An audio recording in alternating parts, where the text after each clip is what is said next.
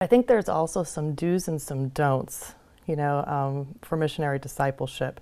I have a few of my own that I would recommend to do and not to do. Do you have some as well? The first one's do.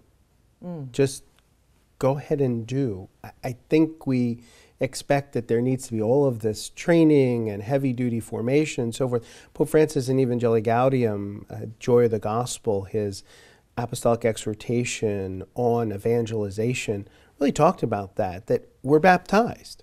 And because we're baptized, we're called to not just be followers of Jesus, disciples, but to be sent, to be missionary disciples, to go out wherever we find ourselves. And it doesn't really take a huge amount of formation to do that. Now, we may not be able to answer everybody's questions about the faith, but I think each person who is active in their faith, particularly, of course, for people who are teachers of the faith, catechists and other teachers of the faith, to be involved and to know, well, where can I find these resources if people do have questions? But usually they have more to do with life issues and how does God connect in with this?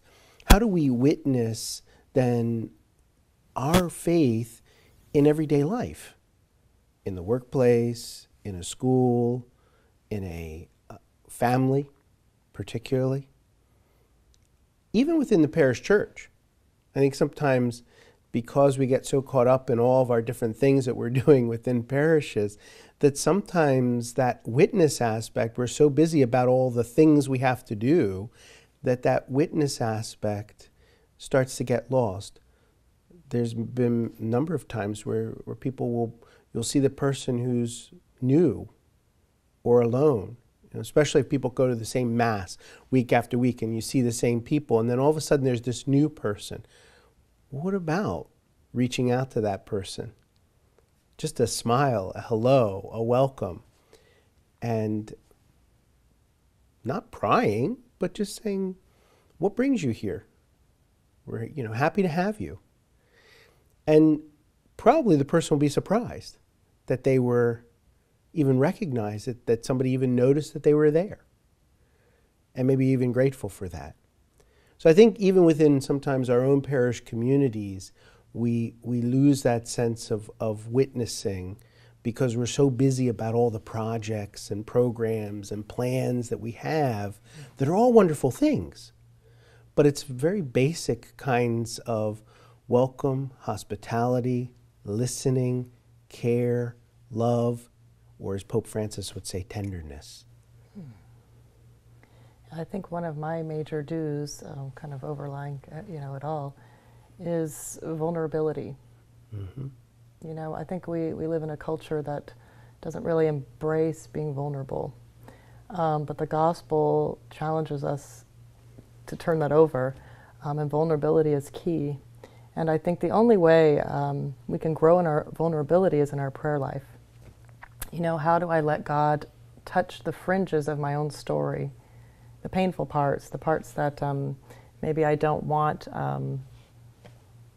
people to know, or I really don't want God to know, even though that's kind of funny. Obviously, God does know, but we have this sense that we can kind of control what God understands about us, and letting God into those painful parts of our story, those struggling parts. It could be so many different things. It could be a broken relationship, it could be a struggle with an addiction. There are many parts of our own stories that require vulnerability and mercy from God.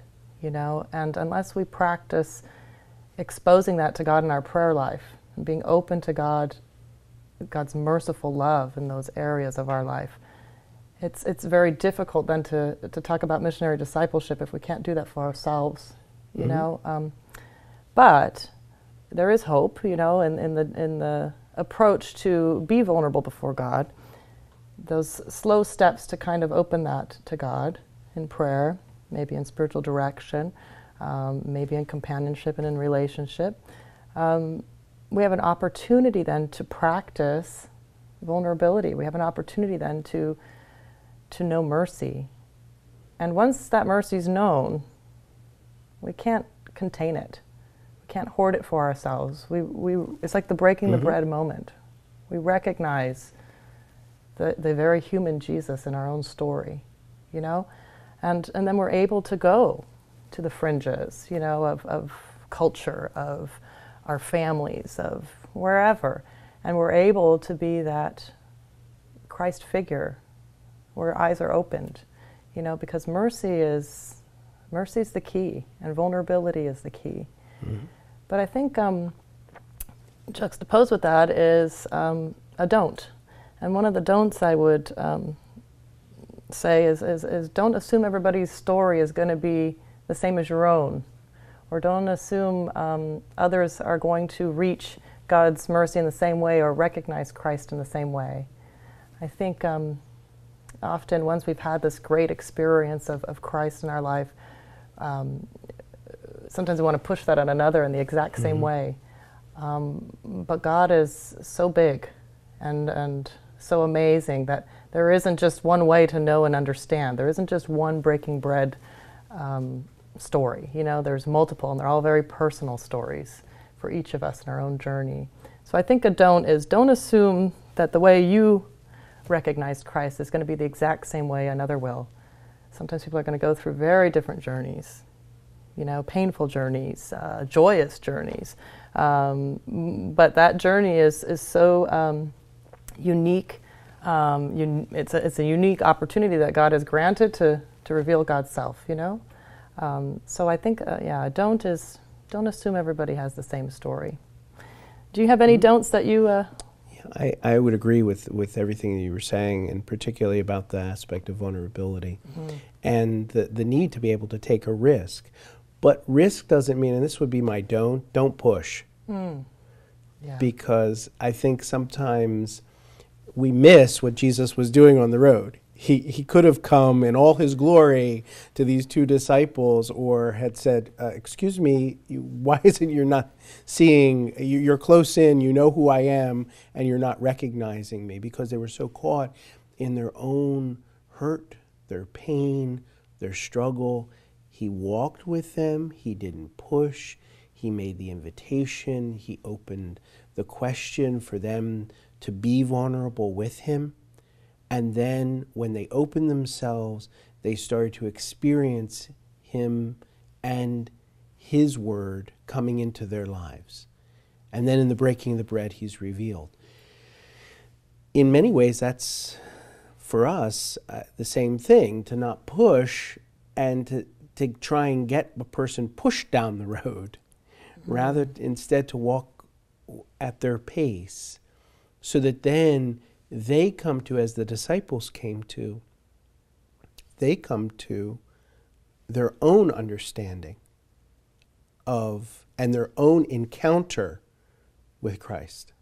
And in having that encounter, by accompanying in that way, they have that encounter, and then that they're sent from the communal table. So it gives this opportunity that is one that's not just simply heavy-handed. And I think sometimes we expect, especially when we're a bit more programmatic, we expect that people will all progress at the same pace. We say that that's not the case, but there's almost this built-in way that we have, even in imparting the faith, that people will kind of move at the same pace. And they're not necessarily going to be able to do that. So how do we accompany? You know, that really strikes a chord with me, because I really think mutuality is an important part of discipleship, period, but especially missionary discipleship. Even though I may have had this evangelizing moment of recognizing Christ, you know, in another, in my story, in my own journey, that doesn't mean that I'm not constantly on the road to Emmaus. That doesn't mean that I've already arrived. Right. The road is constant. There's a mutual experience of coming to know Christ in the other. So even if I think I'm accompanying someone else, the beauty of discipleship is really they're accompanying me as well. There's this mutuality of knowing Christ, recognizing Christ in the other's story, the other's journey. And so this idea, like you said, of reaching an end and you know, programming our road to Emmaus really inhibits the whole potential of discipleship, because that's not it at all. There is no absolute ending. There is no absolute end to that road. It's constant. It's lifelong, and it's definitely mutual. So even someone who may just be coming to the faith and having their first breaking bread moment, it's just as important for me to recognize Christ in that moment, through their own experience and through their story and through their walk, as it is for them to recognize Christ in my own. But definitely mutuality is a do, and a don't would be it's not one-dimensional. No. And another don't would be don't expect that you're already there. It's constant. It's ongoing. No, this is metanoia. This is the ongoing conversion to Christ throughout life. The disciple is in an ongoing conversion experience. And that sometimes I think is still language that leaves people maybe a little disconcerted. What do you mean by that? No, we're continually coming over to Christ, different aspects of ourselves, ways in which our liturgical year gives us that opportunity to journey in that way. The sacraments call us to that, particularly penance, reconciliation, and Eucharist. These opportunities for us to be continually within the community of faith, connecting with the community of faith, moving through things that may be habitual or things that might be holding us back from deeper love of God and neighbor, and experiencing the mercy of God in the fullest way that we can, and recognizing that we need that mercy. It's not just, oh, well, that's something other people need, but that we are always in need of it as a disciple. I think, again, that's something that Pope Francis has emphasized quite clearly in this time. So then we can go and witness.